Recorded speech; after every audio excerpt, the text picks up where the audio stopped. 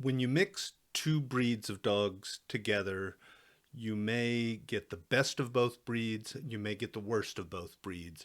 Usually it's somewhere in the middle.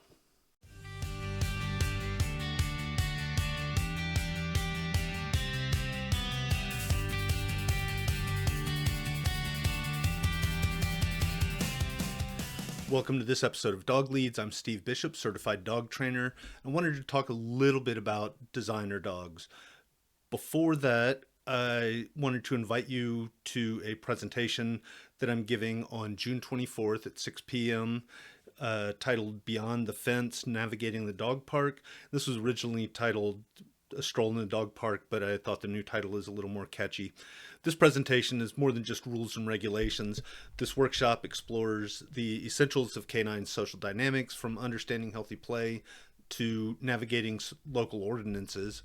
We'll cover essential etiquette for owners and practical tips for reading social cues, ensuring everybody has a safe and positive and fun time. In 1989, Wally Conran, who was breeding manager for Guide Dogs Vancouver in Australia, received a request from a blind woman who wanted a hypoallergenic dog because her husband was severely allergic. He tried training 33 standard poodles to no avail. And so in an act of desperation, he crossed a standard poodle with a Labrador retriever that resulted in a litter of 3. And one of those puppies was a match. The husband was not reactive to the dog. The other 2 puppies, they weren't getting adopted because they were mutts. Conran talked to his PR department and, in Conran's words, told them, "Go to the press and tell them we've invented a new dog, the Labradoodle."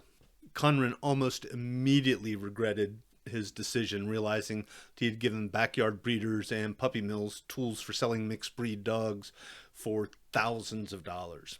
I want to make it absolutely clear, I am in no way saying that you should get a purebred dog or that you should avoid mixed breeds. First 1 in a million dog I had, Talbot, he was a Brittany English setter and collie.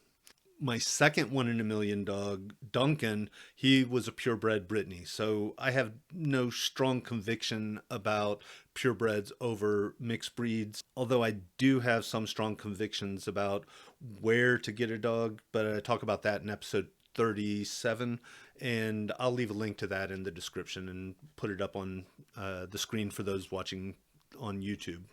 When you mix 2 breeds, you may get the best of both breeds and you may get the worst of both breeds. Like I was saying, usually it's somewhere in the middle. So for example, the 3 dogs that were born in Conran's litter, only one of them was suitable for his needs and the needs of the client. So the problem lies in the fact that people are mixing these breeds to make a quick buck. There's no temperament testing, there's no health screening, there's just a mad rush for cash. So I live in Missouri, which has the highest number of puppy mills in the country. According to the USDA, there's been a dramatic shift over the last decade in commercial operations, shifting from purebred to designer dogs. Over the past 15 years, National Pet Insurance data reported policy increases over 1.5 times for poodle crosses. And over 20 years, I've been working professionally with dogs. I've had more poodle crosses than I could probably count. Most of them grow to be somewhere around 80 to 120 pounds.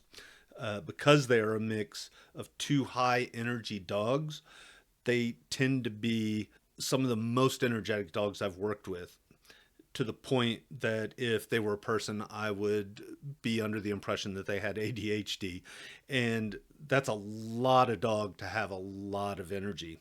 I also talk a little bit in episode 37 about choosing a dog that's right for you. So if you want a dog with that much energy, I'm not saying you shouldn't get one. You should avoid these mixed breeds or these designer dogs. But again, you can't assume you're going to see those qualities in the dog, and you may get the best or you may get the worst again. So in the 50s and 60s, John Paul Scott and John L. Fuller, and then in the 2000s, Raymond and Lorna Coppinger, looked at crossbreeding. And the short of it is, after you breed two dogs from differing litters, you take one of those offspring, breed them with a different breed, and so on.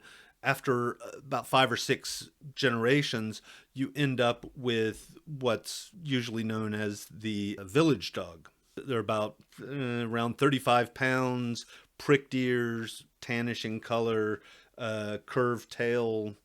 And it isn't until humans started interfering in the extreme that we started seeing what I refer to as breed specific ailments. Labs are prone to cancer, German Shepherds are prone to hip dysplasia, etc.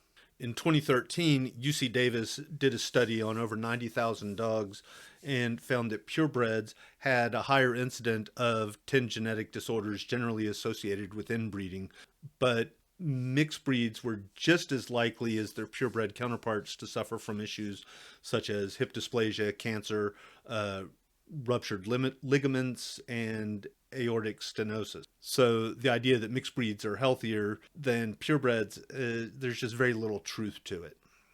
So I know that's a lot of information in a short amount of time, but basically what I'm getting at and what I hope you get out of this is, I talk about making generalizations about breeds and creating schemas, but we have to look at each dog individually also to see what their actual personality is like. So I've talked about Duncan, who was purebred Brittany, but he was the most un-Brittany I've ever had. And again, he was one of those 1 in a million dogs that I was fortunate enough to have 2 of. But with mixed breeds, it becomes much more difficult to create a schema because of the added variables. So the different breeds, what's going to come out from one breed is compared to the other.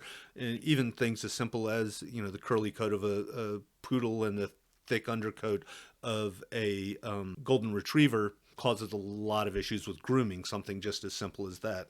Just like I know some reputable breeders of purebred dogs, I've also met some reputable breeders of designer dogs that are really trying to get a personality or that hypoallergenic trait. But I don't want to see people conned into spending thousands of dollars just because a dog has a fancy new name for its breed. Be careful of where you're getting your dogs. Make sure you know what their personality types are. Talbot, who I talked about earlier, I was fortunate enough I met the people that he had originally belonged to. He was a puppy and he just ran away one day, and I happened to come across him, and they said, yeah, you can keep him. And we talked about the parents and the lineage and all that kind of stuff. So I kind of knew, or I had an idea of what I was getting into.